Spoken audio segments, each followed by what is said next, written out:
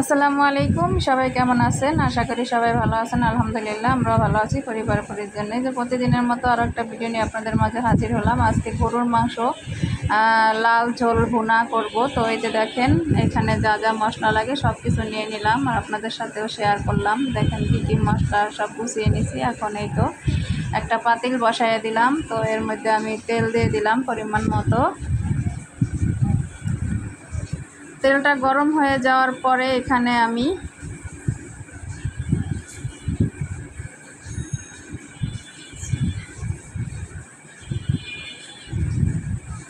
এই যে আস্ত কিছু গরম মশলা, তেজপাতা, এলাচ, দারচিনি, লং, লবঙ্গ এগুলো সব কিছু দিয়ে দিলাম তেলের ভিতরে।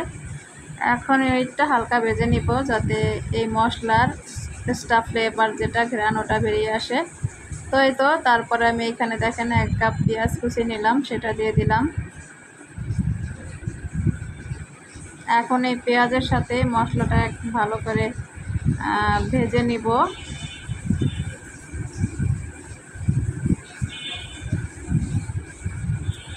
তো আমার মশলা ভাজা হয়ে গেছে। এখন আমি এই যে এখন আদা রসুন দিয়ে দিলাম পরিমাণ মতো। আমার যে মাংস সেই পরিমাণ মতো মানে অনুযায়ী আমি এখানে আদা রসুন বাটা দিয়ে দিলাম।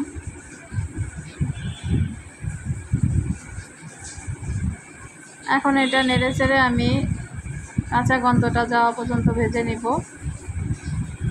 তো এই তো একটু লবণ দিয়ে দিলাম।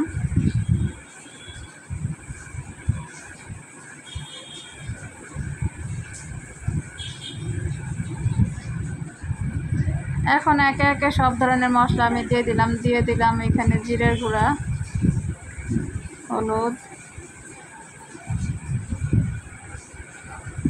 মরিচের গুঁড়া,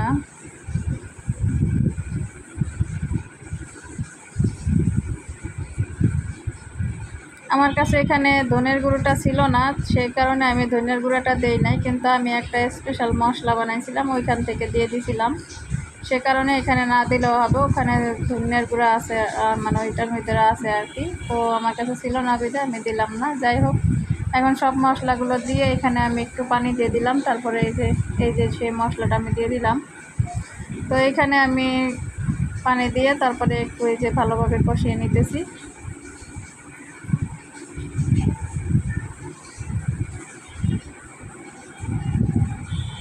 তো এই তো আমার কষানো হয়ে গেছে। এখন আমি এই যে মাংসগুলো দিয়ে দিতেছি।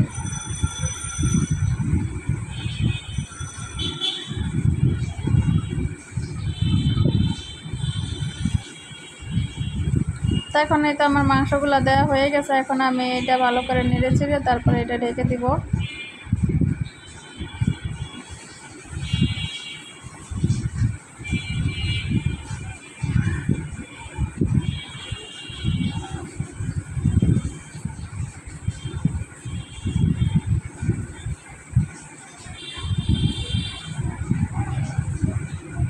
তো আমি ঢেকে দিয়েছিলাম, সেটা আপনাদের সাথে শেয়ার করা হয় নাই। তো ঢাকনাটা কিছুক্ষণ পরে আর কি 15-20 মিনিট পরে ঢাকনাটা উঠে দেখি যে অনেকটা পানি ছেড়ে দিছে মাংস থেকে। তো আমি একটু নেড়ে চেড়ে আবার এটা ঢেকে দিব।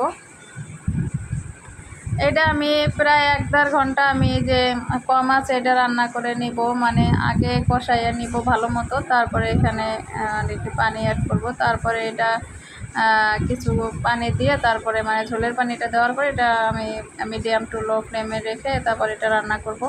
তো দেখেন আমি গরম পানি দিয়ে দিয়েছিলাম। তো আমার মাংসটা কষানো হয়ে গেছে। এখন আমি এই যে ঝোলের পানি দিয়ে দিতেছি।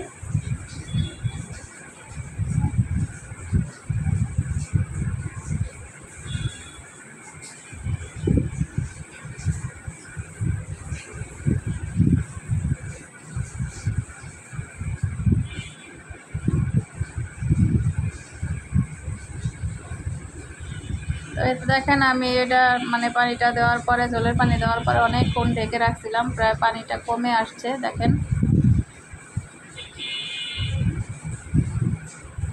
তো এখানে আমার মাংসটা প্রায় কাছাকাছি হয়ে আসছে। তো এখানে আমি একটু জিরার গুঁড়া দিয়ে দিলাম।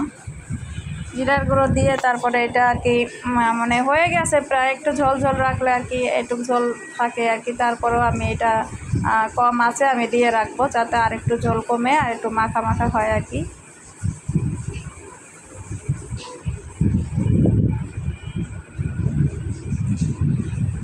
তো তো যারা যারা আমার ভিডিওটা দেখছেন প্লিজ আপনারা একটা লাইক করে দিবেন আর ভিডিওটা শেয়ার করে দিবেন।